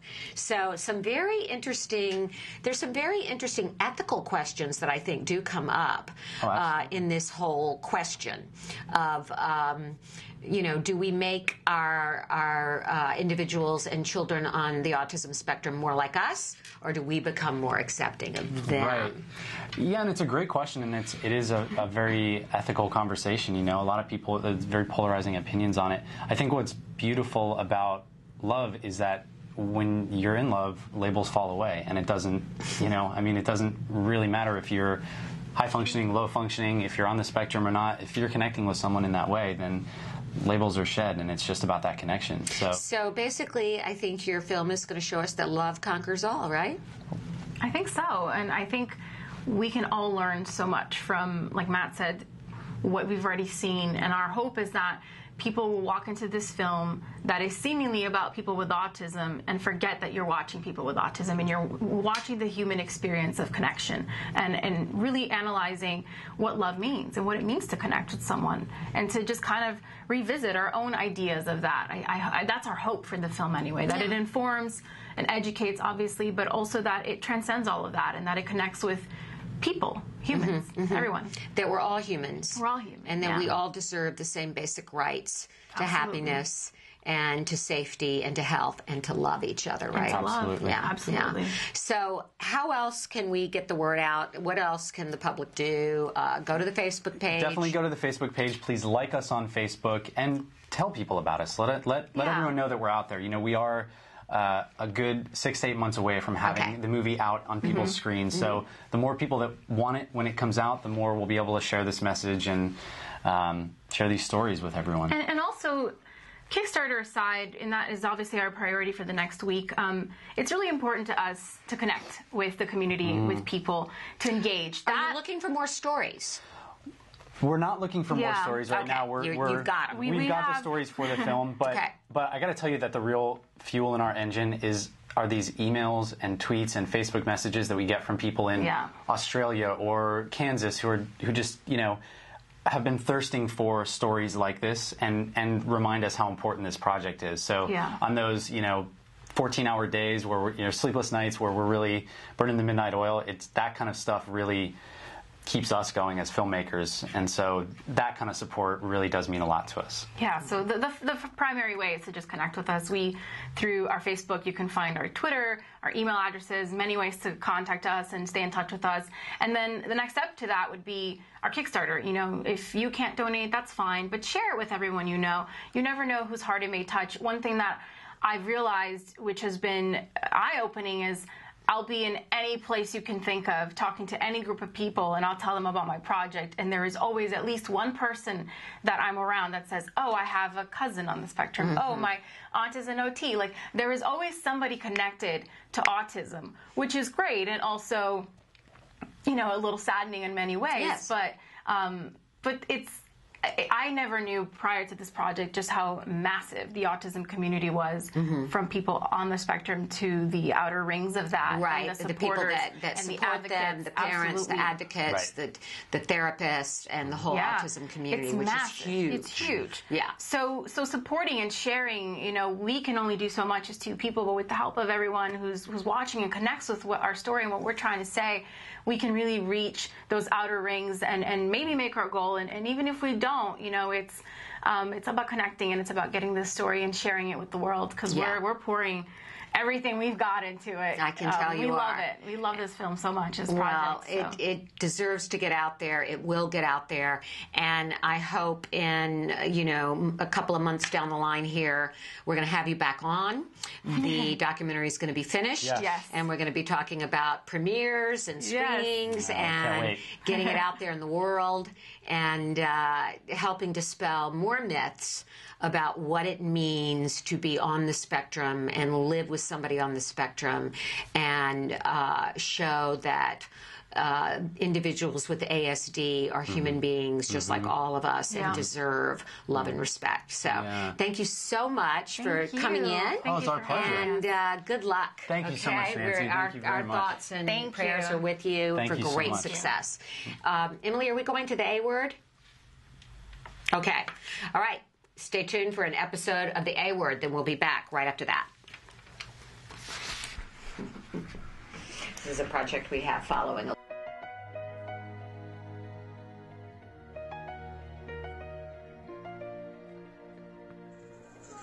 Do you think Jack knows what's happening today? Not a clue. We asked him where the baby was, and sometimes he points here, and sometimes he just points here and says belly button. So he's either getting a baby sister or a belly button. He's not sure. Good. This one. It's a rooster. Yeah. Another one.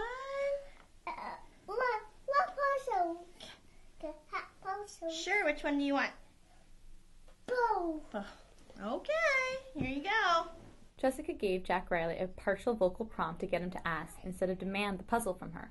Last week, she had to prompt him by saying, Say, can I? Sure. But now she only makes the sound to get him to ask. Eventually, he will need no prompting. Case. Case? Yes, I want case. Case. Yes, you can. There you go. Should we dance and sing? Should we say head, shoulders, knees, and toes? And yeah? Okay, let's sing the song first, though. Sing song first. Ready? Head. Head. Sing first, and then Dumbo. Sing first. Now that Jack Riley has language, he negotiates with Jessica instead of tantruming or crying like he would have. Eyes and ears and good. Head, shoulders, knees, and toes. Whoa! You almost ate there. Yeah, you finished the song. Okay, come here. Whee! Whoa! It's like you're Superman, huh? It's like you're Superman. Come here. Jack Riley, come here.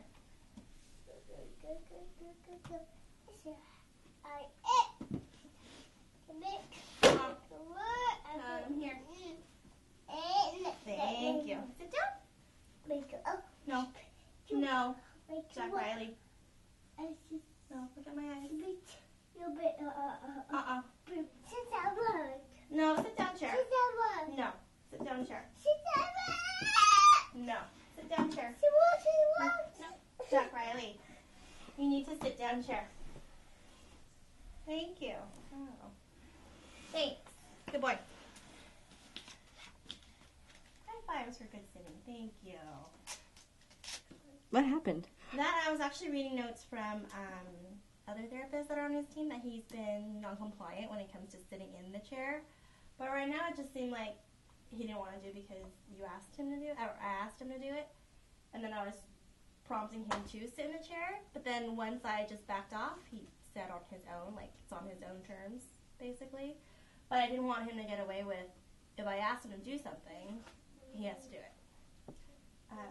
And that applies to when I ask him to do other things too, so that he doesn't learn that if I just ask him something and don't follow through, then I don't have to listen to Jessica. I'll just listen to her whenever I feel like it. Right. And he's been really exercising just because he can vocalize what he wants now. He wants it every time he asks for something, and then if you don't give it to him, then that's what happens. I do want him to learn that just because he asks nicely doesn't mean he'll get everything every time. Are you excited? You excited? He's sleeping. Are you sleeping? So what time are you going to leave, Mike? We have OT at 11. Oh, you still have OT today? Yeah. Can I get close? Yeah, well, that's the life of that's our life now. Let's go back out. I'm going to go, I got to go take a shower because we're going to have a baby. See you later. Later. Welcome back to Autism Live. I'm Nancy Alspaugh-Jackson, and I'm filling in for my dear friend Shannon Penrod today. She's a little under the weather. She'll be back soon.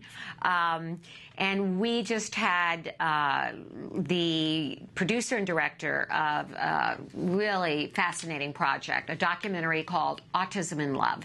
And I want to encourage all of you to go to the Facebook page, Autism in Love, and you will see how to support this project on Kickstarter. There we go. Emily has the information up there for you. Just a wonderful, wonderful project that is going to show the world that individuals with autism spectrum disorders do have the capability for deep romantic relationships. They do have the capability to fall in love, to get married, and they have the right to experience love. And I think this film is going to dispel so many myths out there where people really believe that our special kids and special individuals don't have this capacity. Because if you're the mom of a child with autism, you know that your child knows how to love. I think my son Wyatt probably shows love more deeply than anybody I've ever known.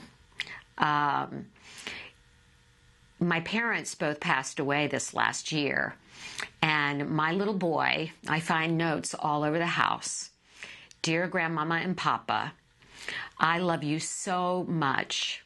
When can you come visit me from heaven? Or Grandmama and Papa, please come back to earth. I love you and miss you. And if that's not love towards another human being, I don't know what is.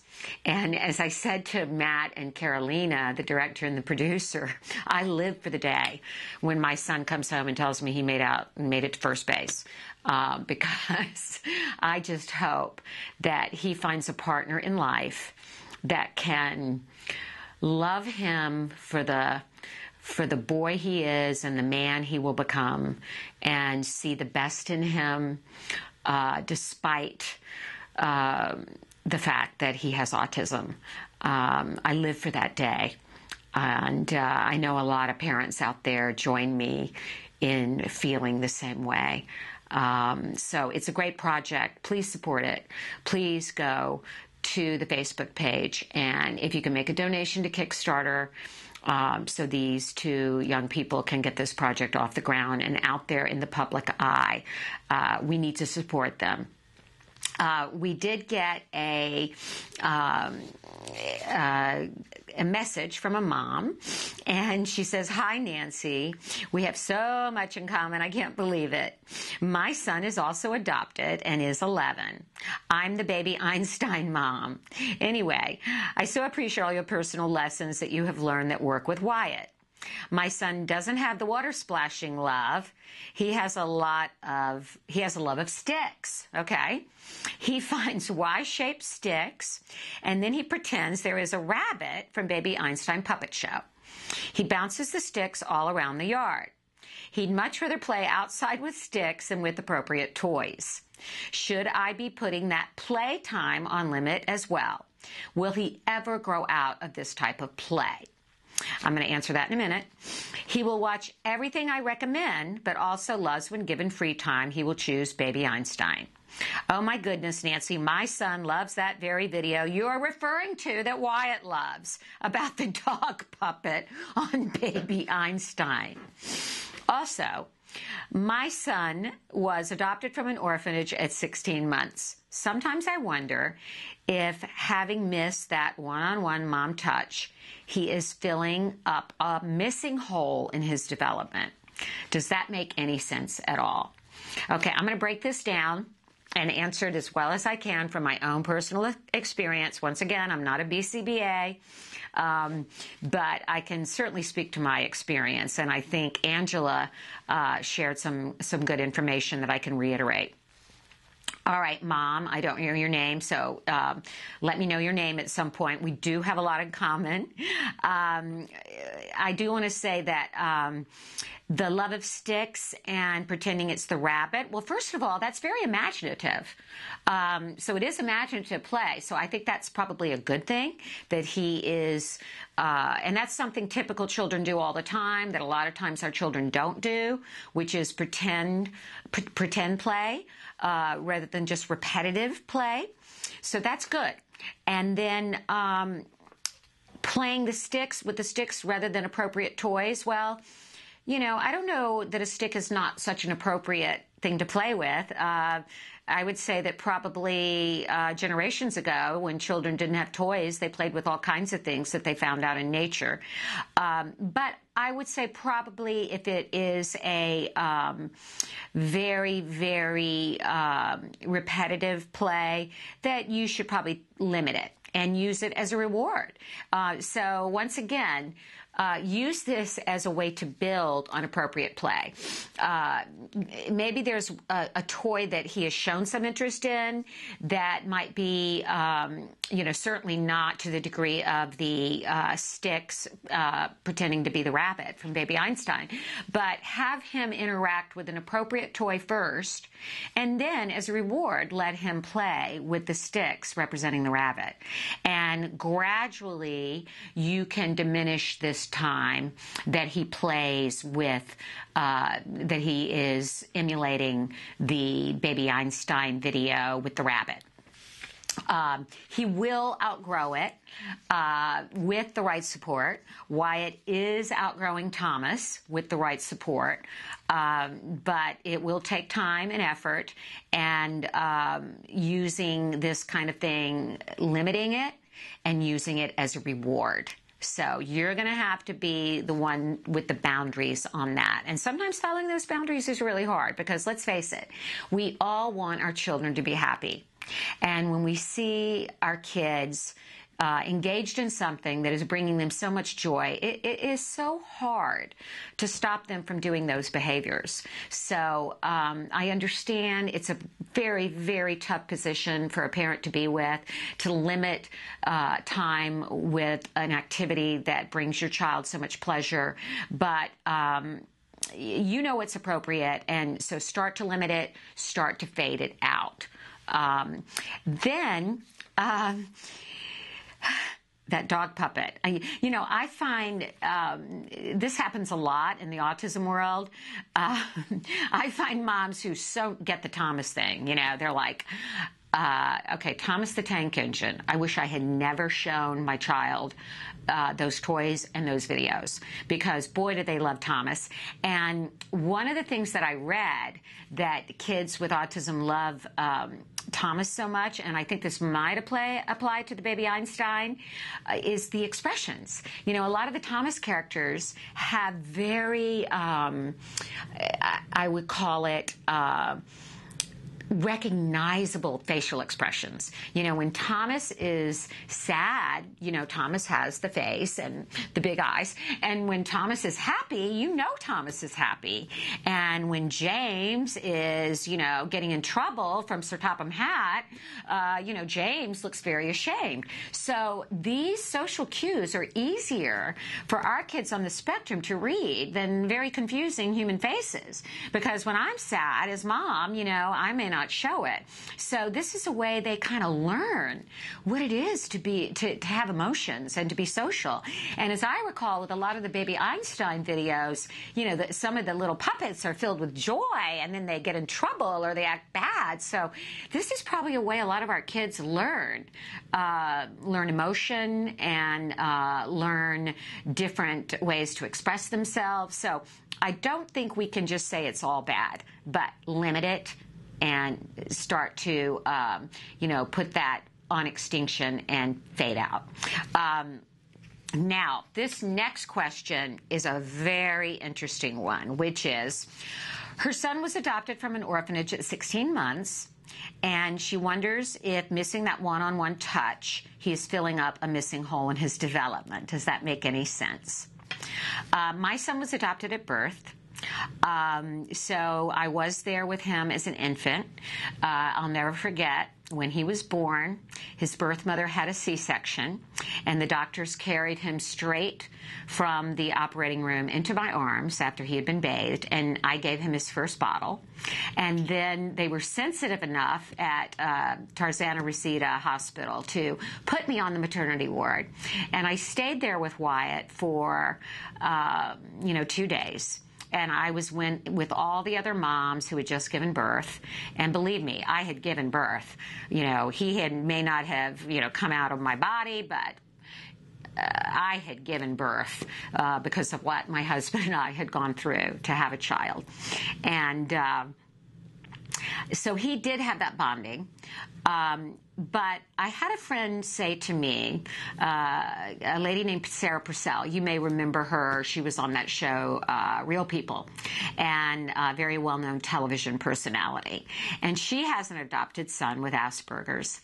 And she said to me once, Nancy, there's a reason that so many adopted children are on the autism spectrum or have developmental delays and have issues. Because children that are put up for adoption generally come from dysfunctional families. And we don't know a lot about their history in many cases. If it's an open adoption, we can learn about the birth mother, but we don't really know what's going on in that family. We don't know too much about, the drug abuse or other autism in the family. And judging from your son, and I just want to say, first of all, what a great mom you are. What a great mom you are to adopt this child from an orphanage and give this child a life. And can you only imagine what would have happened to your little boy if he was left in that orphanage?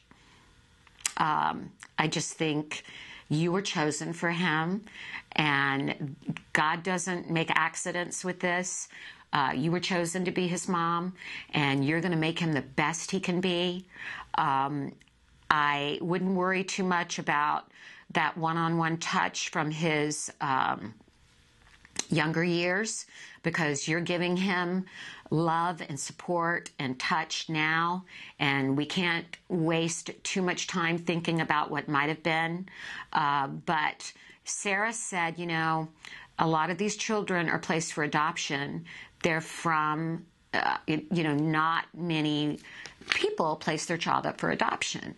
And the family of origin oftentimes has many issues, which may come into play. Alcoholism, drug abuse. We don't know how they affect our children. And then the fact that there may have been developmental delays or autism in the family of origin. So that may be a piece of it. But I choose to concentrate on the fact that my son has a life because of the fact that my husband and I adopted him. And evidently, you have great love for your boy, and you are a great mom. So I don't want you to ever forget that, and I don't want you to forget that you were chosen because of your abilities and because of your love for this child. And I think that goes to all the parents out there. You have a purpose, and you are going to learn the meaning of unconditional love, which is the highest form of love. We're talking a lot about love today. And I believe that all parents with children with autism can make this disability their opportunity. And I just wish you all the best on your path with your kids. So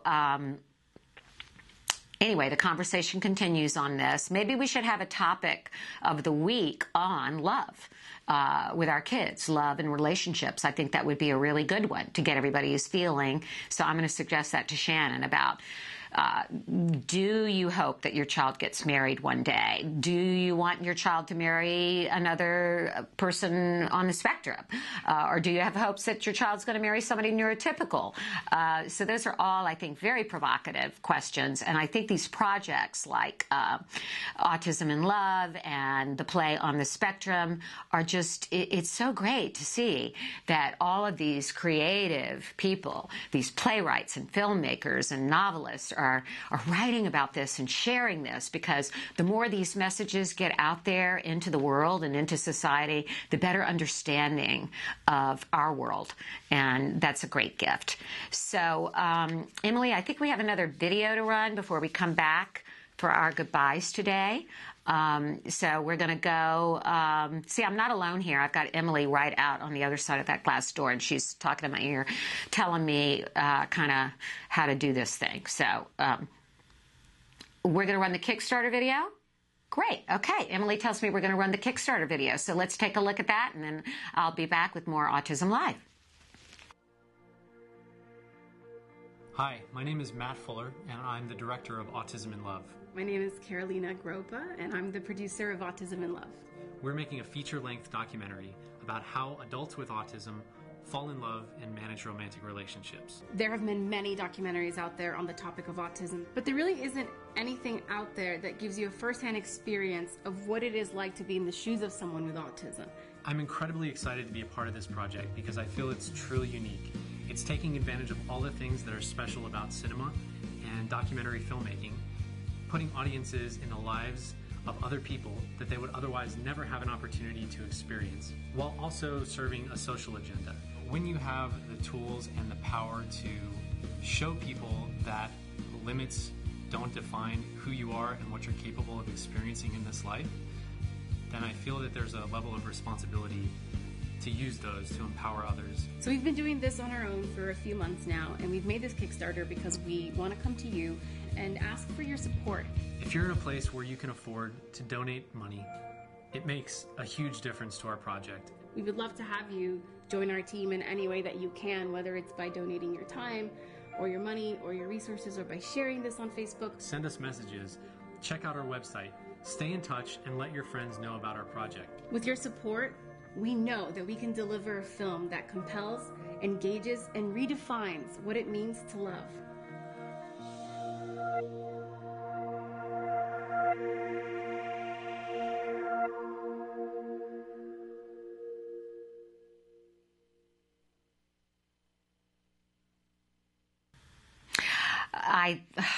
Weren't they great? I just love Matt and Carolina. They don't even have autism in their families or anyone they know. They just realized this was such a topic for discussion, and hopefully Shannon and I can take this on as a topic of the week and give you more on autism and love, because I think it's a very, very important topic. Now, Emily tells me that Therese wrote us back. Now I know your name, Therese. Now, okay, you're an older mom. Obviously, you can tell I'm an older mom. Therese, I got you beat. I'm 57. I'm going to be 58 in May, and apparently you're 54. So we have a lot in common, girlfriend. We've got adopted kids. We've got kids with autism. We've got kids that love Baby Einstein and watch the same dog popping up repetitively. And we're middle-aged. Well middle-aged, but we're middle-aged. 50 is the new 30, Therese, so just want you to know that. And I kind of feel like I have a bond with you, so anytime you want to write me here, you can. I think you're doing great, and I'm glad that you're feeling my love for you, because I feel love for every mother out there with a child on the spectrum. And I think the message that I want to share with all of you, no matter what stage of this journey you're on, is it does get better, and it is the most enlightening journey you will ever go on. I have learned so much from being a parent to my son. It is definitely the hardest job I've ever done. And it is definitely the most humbling, and it is definitely the job that has taught me more about the importance of love and commitment than anything I've ever done. So we also had a question from a mom about school. And she was wondering how I decided why it's school. And, she's going through some conflict about whether staying, I think, with a public school or going to a private school where he would be with other children on the spectrum, but with typically developing peers. and smaller classes. So I'm going to tell you a little bit about my journey with Wyatt's education and where we are today. Wyatt was first diagnosed by the school district. That was the first diagnosis I got because he was getting ready. I was getting ready to place him in a preschool, and he did not get early start, which California has, because my pediatrician basically kept poo-pooing every time I called and said he was losing language, he was having tantrums, this is the terrible twos. So at 3, when he was just about to turn 3, my very, very educated neighbor relayed to me that she thought he had autism. Well, I was, of course, upset, furious, in denial. And when I called my pediatrician, he said that this was the latest trendy soccer mom disease, etc. But when I took Wyatt in for his 3-year checkup, my pediatrician informed me that he was at least a year delayed. Then started what I call the wild goose chase for the diagnosis.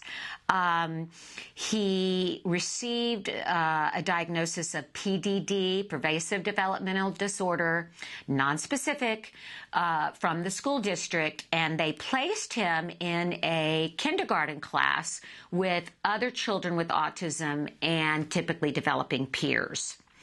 That first placement was quite good, but then he was put into a lower functioning class with children that I felt were lower functioning than him, and he was coming home with extremely disturbing behaviors. So I called an IEP and had him put back in the higher functioning class. He then went to kindergarten and 1st and 2nd grade at a public school where he was mainstreamed with an aide, not a designated aide, but an aide that would change every day, and then put into special day class for several hours a day. It was not until visiting the school when he was in 2nd grade that I saw some things that disturbed me greatly. One was that he was out on the playground by himself, spinning around on the swing, and all the other children were playing. And the other was that he was being put into the special resource room on a much more frequent basis and picking up behaviors from a severely autistic child. So called another IEP, requested a non-public aid. He was getting therapy from Center for Autism and Related Disorders through Regional Center in the afternoon. So I requested a non-public aid from the Center for Autism and Related Disorders, and my school district said, absolutely not. We will not give you a non-public aid. So we then went on to search for a school where we could have an aid that we said we would be more than willing to pay for, even though we had to, that's a whole other story, the financial sacrifices you make, second mortgages, etc. So we did find a wonderful private school up in Newbury Park, California, called Conejo Adventist Elementary School. We placed him there for his 3rd year, 3rd grade. We provided the aide who had ABA training. We paid for that aide, and he was the only child in the classroom with autism. I am a big believer in putting your child in situations with as many neurotypical peers as you can. This is what has been recommended to me from my supervisor here at Center for Autism and Related Disorders, everything I've learned from Dr. Doreen Grandpichet, that we want to have our children as much as possible around typically developing peers. So I would say that would be a big consideration, because you want him emulating those behaviors and learning from those behaviors. That is how he's going to learn some of the really appropriate social responses and appropriate play. But you also want your child to have the appropriate support. So you want to make sure that if your child needs an aid, that they get that aid, and that that aid is not working with maybe 2 or 3 other kids and focusing on your child. So I don't know if that answers your question, but I decided to go with more typical peers as much support from a one-on-one aide as I could get. And that's not to say that one day I may not put him with a private school or with a school that has all children on the spectrum. But I want him to get to the point where he is as high functioning as he can be, so he is not placed in, not put in a placement where there are lower functioning children that he's going to emulate those behaviors. So I hope that answers your question. It's always a personal decision, and I think it's a difficult one for us to make. And there are many schools of thought on this. You know, there are schools of thought that some of our children know. I know one educator, very prominent, runs one of the best autism schools in the country, and she believes that children on the spectrum really do better when they're with other children on the spectrum. But I think mainstreaming, inclusion, is so important, and getting that one-on-one support if your child needs it, especially in the early stages. Fight for that. Fight for that in your IEPs. Fight for inclusion. Fight for an aide that is going to be there for your child, that has ABA training, because some of the public school aides do not have enough training. Emily tells me we've got a minute left. I just want to tell you what an honor and what a joy it has been to be with you today. And I want to leave you with my empowerment prayer, which is, God or the universe or the God of your understanding, grant me the wisdom to see disability as an opportunity, the courage to love my child unconditionally, and the faith to live a life of purpose. Thank you for joining me today on Autism Live. I know I'll be back next week with Shannon for Let's Talk Autism, and give yourselves a hug and your kids a hug from me. Bye-bye.